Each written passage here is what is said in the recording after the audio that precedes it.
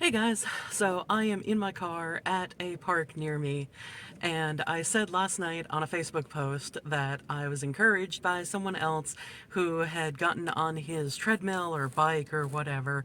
Anyway, that I was inspired to get out there and do the walk at least around the lower lake at this park.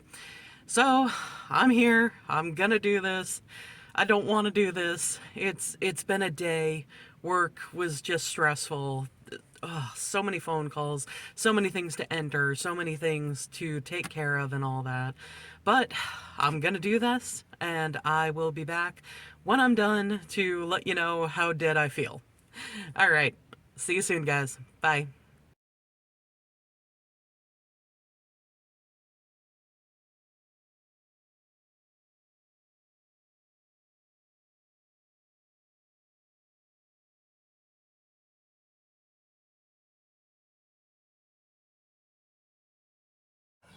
Hey guys, I swear the most difficult thing to do when you do a trail like this is completing it without seeming like you're dying.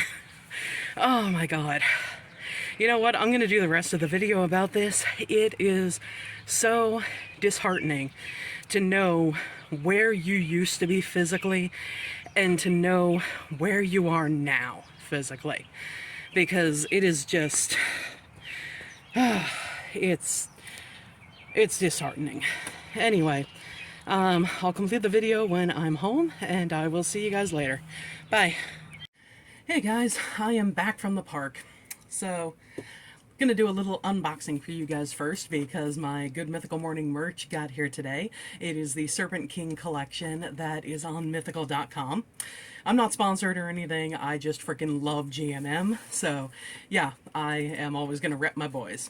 Anyway, they have a temporary tattoo sheet, and of course with temporary tattoos you have it flipped so that it goes on your skin correctly, so you can actually see the correct design of how they would look when they are on you. And I feel like I would have to get a second sheet of these because I almost don't want to use them, but they are freaking awesome. I love the middle one especially. You can do it. And those are supposed to be Rhett and Link's skulls. And with a serpent going through them, which is kind of badass and awesome. And then the Be Your Mythical Best, the Good Mythical Morning logo with a kind of a more badass twist to it. Mythical, Belvedere, i.e. the cockatrice. And yeah, I love it. Second thing in the collection is the Serpent King Link tote bag. So I got this. And this is actually my second tote bag. I have one from when I went to the New York night for the Bleak Creek Conversations, and I love that one. So I can't wait to also use this. Don't need the plastic it comes in. And then finally, they have a zip-up hoodie, which I love because I love zip-up hoodies. I love them even more than just, the regular hoodie kind of things. But yeah, this is awesome. I know you can't see much. This says Mythical right here, and then it's got that biggest tattoo design on the back of it, which is awesome, and this just looks comfortable. I love the Mythical stuff because even when it's thin, like the different hoodies and stuff like that they have, the material can be thin, but it still is so just, it's so nice and warm and just really nice to wear. So I hope that we have some more cold days so that I can wear these things. So yeah, I made it back from the park, and like I said, yeah, I made it. It's about a half a mile around that lake, and before this, after this, I'm inserting different pictures that I took along the way so that you can see, yes, I did make it around the entire thing. But I remember several years ago, we're talking 2018-ish, Heck, even very early 2020, I was able to walk around not only that lake, but more trails of that park to get to. There's kind of a hill that you can drive up to get to what's called the upper playground, and there are trails back behind that that you can go on, and there's woods behind that playground that are kind of like, here's the playground, here's the trails that aren't in the woods, and then here's the trails that are in the woods, and they all interconnect. And I used to be able to walk around that lake, go up the trails to the upper playground, take the trails that were back, to the left of the playground, go into the woods, walk those trails, and then come up, in back of the upper playground, and then walk back to my car.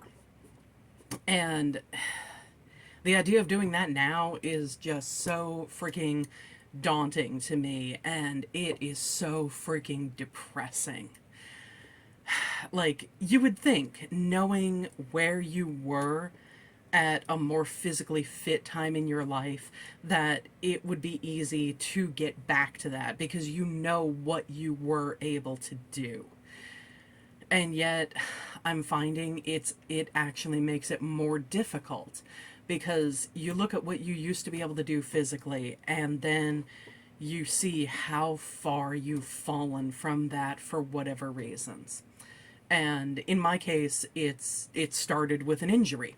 I really badly sprained my ankle in 2018, and so unfortunately, I was dumb, and I didn't go back to the doctor after, there was still a lot of pain after the 2 weeks of wearing a walking boot and keeping it elevated and icing it and taking ibuprofen to help with the inflammation and stuff like that. So basically, it didn't go back to anywhere near normal for about a year, a little over a year actually. And in that year, I wasn't able to walk trails. I wasn't able to go roller skating. I wasn't able to go ice skating. I wasn't able to do, really any kind of physical activity that had me on my feet. And that freaking killed me. Different muscles in my body got weaker, like my lower back. The muscles there got weaker. So now if I'm standing or walking or bending and, whatever too long, and we're talking, unfortunately, too long is more than a couple minutes without being able to sit down, my back the muscles just start seizing up, and it is a hell of a lot of pain for me.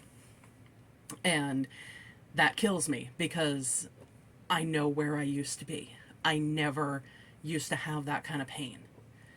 And I know what I used to be able to do as far as running around, as far as sports, as far as skating, as far as whatever else. And now with my ankle the way it is, I can't. And it kills me. I mean, I can still skate, I can still roller skate, I can still ice skate, because I can't imagine ever giving those up, but it's not like it used to be. And I wish I could get back to what I was. And I know that part of it is, I'm how many years? 5 years older, than I was in 2018 when the ankle thing happened. And I know that there are different things, age means deterioration of the body, and you're not going to be able to do as much simply because you are at an age where, that age is what stops you. But then I look at the people who, there are 80-year-olds still entering ice skating competitions, and maybe they're not jumping, and maybe they're not doing axles, and, well, axles are jumping. Maybe they're not doing things like that, but they're still out there doing these routines that, the regular person at a rink, even a competent skater, couldn't do. And that's what I always aspired to be like. I always aspired to be that little 80-year-old lady who was still going to roller rinks and still zipping around as fast as I could, because for me, roller skating and, just getting up that speed and just flying around the rink feels like flying. And it's just this amazingly freeing experience for me. And I don't want to ever lose that.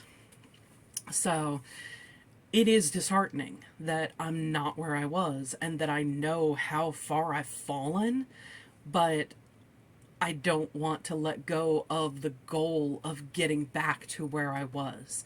Because if I can, it's going to be so worth it.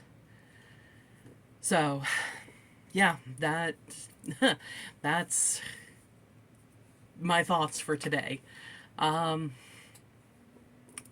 What are some things that you feel like you've fallen from and want to get back to? Let me know in the comments. Maybe if nothing else, we can encourage one another. I'll see you next time, guys. Bye.